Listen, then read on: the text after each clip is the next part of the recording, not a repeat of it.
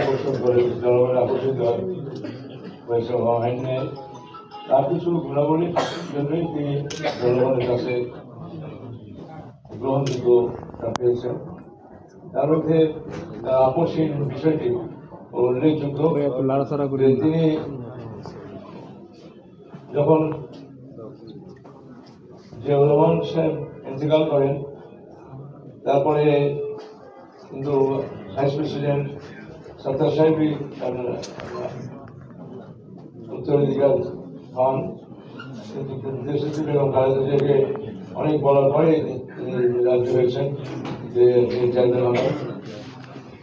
পরবর্তী সময় চেয়ারম্যান হয়ে যিনি কাজ করছেন বা যেসব সিদ্ধান্ত নিয়েছেন সেগুলো অভূতপূর্ব। আমরা আশ্চর্য হয়ে গেছি। ম্যাডাম খালেদা জিয়ার একটা বড় আকর্ষণ ছিল জিয়াউর রহমানের ক্যাবিনেট মিটিং এর সিদ্ধান্তগুলো বাস্তবায়ন করা, বরিশালের উন্নয়নে তাগিদ দেওয়া বা নিজে করা। এবং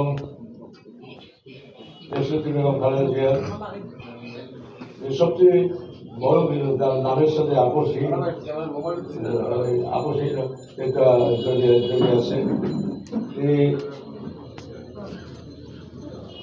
ঈশ্বরের সাথে কোনো আলোচনা যেতে কোনো রাজি হয় নাই।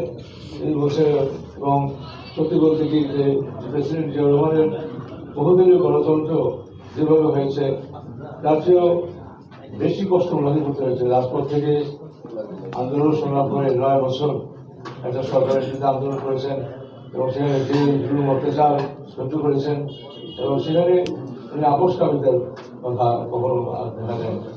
এবং আমাদের দাদা বন্ধু সাহেব একদিন আমাকে বললেন যে আমি ম্যাডামের বাসায় গিয়েছিলাম কয়েকজন জেনারেলকে নিয়ে, কিন্তু ম্যাডাম তো গেটই খুললেন না, আলোচনা করতে পারলাম না। তাদেরকে আমি সেখান থেকে সাথে আলোচনা করে দিয়েছি। তো এইভাবে আমার কাছে অনেক আলোচনা কথা হতো বা অনেক, এবং বিএনপির বিপদের সময় অনেক হাত ধরেছেন। তখন অনেকেই বড় বড় নেতা মোহাম্মদ এরশাদের সাথে যোগদান করেছেন। দল ভেঙে যায় এরকম কথা, কিন্তু দেশনেত্রী বেগম খালেদা জিয়া যখন দায়িত্ব নিলেন এবং তিনি দলকে রক্ষা করার জন্য চেষ্টা করেছেন এবং সেগুলো দল রাজপথ থেকে উঠে এসে প্রধানমন্ত্রী হওয়া এবং প্রধানমন্ত্রী জিয়াউর রহমান বহুদিনের গণতন্ত্র করেছেন আর উনি পার্লামেন্টের পদ্ধতি সরকার প্রতিষ্ঠা করেছেন। এটি আসলে একটা মানে ব্যতিক্রম বিষয়। এবং পার্লামেন্টের এই গণতন্ত্রের ব্যবস্থা করে তিনি দেশের মানুষের কাছে অত্যন্ত গ্রহণযোগ্য হয়েছেন। পরবর্তী সময় তার আচার আচরণ ব্যবহার তার প্রতিহিংসা করে না থাকাতে মানুষের কাছে তিনি প্রিয় হয়েছেন। মানুষের কাছে কথা বলা চলা এবং তার ক্ষমতা থাকলে না দেখানো, আগ্রাসন না করা বিষয়ে মানুষ বিচার বিবেচনা করছেন। এবং দাবি করলে বা সমস্যার সমাধান করার জন্য গেলে সেটা সমাধান করা সম্ভব নয়। আপনারা জানেন যে আমি কদিন আগে বোর্ডে গিয়েছিলাম, বরিশাল বোর্ডের ম্যাডাম খালেদা যে বক্তৃতা দিচ্ছেন, আমি পিছন দিয়ে বললাম ম্যাডাম বিরক্ত হন নাই, তাহলে উনি আমাকে ধমক দিতে পারতেন। ম্যাডাম বললাম 3 একর জায়গা হবে না ম্যাডাম, 6 একর জায়গা লাগবে। ম্যাডাম এটা শুনে বললো হ্যাঁ মেয়র 6 একর জায়গা চেয়েছেন, 6 একর। এগুলো ছিল তার একটা বড় ব্যাপার। আমরা আমাদের কোনো অবস্থান ছিল না যে ওনার কাছে যাবো কাউকে ধরে, সেরকম একটা ব্যাপার ছিল বা সাংবাদিকের ব্যাপারে ওনার যে আগ্রহ ছিল এবং তাদের ব্যাপারে আলাপ আলোচনা করা, তাদেরকে হেল্প করা, জবাবদিহিতা তৈরি করা, এটা ওনার একটা আপনারাই জানেন ওনার একটা বিষয়, একটা এই ধরনের বিষয় আগে কখনো দেখা যায়নি। এবং আপনার বরিশাল আমরা ঢাকা প্রেস ক্লাবে তার কন্ট্রিবিউশন আছে। তো আমরা যে বিষয়টি আমি আসলে বলতে চাই সেটা হলো গণমাধ্যম।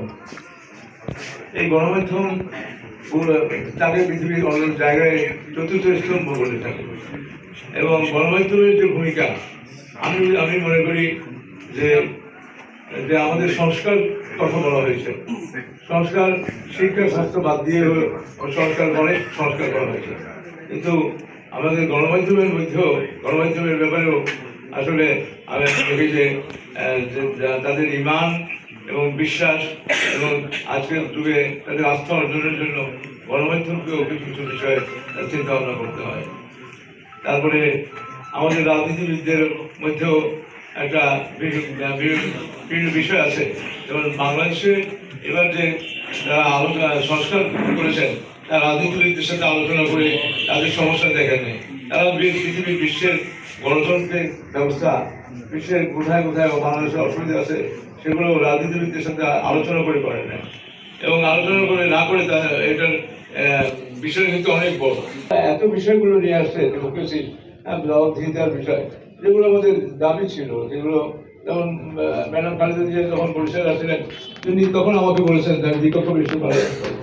সেটাই আমরা পরবর্তী সময় ম্যাডামের মিশন 20 এবং শহীদ রাষ্ট্রপতি জিয়াউর 19 দফা এবং তার হিসেবে 31 দফা, এর মধ্যে অনেক দাবিগুলোই আমাদের জনগণের দাবিগুলোর মধ্যে নিহিত আছে। তো দ্বিকক্ষ বিষয় পার্লামেন্ট করার ব্যাপারে আমাদের বিরোধিত হয়েছে। আমাদের দেখা যায় 70 অনুচ্ছেদ সম্বন্ধে পার্লামেন্টের সংবিধানের সবচেয়ে বেশি আলোচনা ছিল যে এমপিদের ফ্রিডম নেই, সেইটা এমপিদের ফ্রিডমের ব্যবস্থা করা হয়েছে। আমাদের 116 সংবিধানের যে পৃথক বিচারালয়, এই বিষয়ে অনেকেই কথা বলেছেন, অনেকেই চিন্তা করেছে, কিন্তু আসলে কেউই করেন নাই। ক্ষমতা দেওয়ার পর বিচারকদের ব্যবহার করা এটা একটা খারাপ ব্যাপার হচ্ছে, এবং ডেমোক্রেসি সরকারের একটা সমস্যা এবং বাধা হয়েছিল।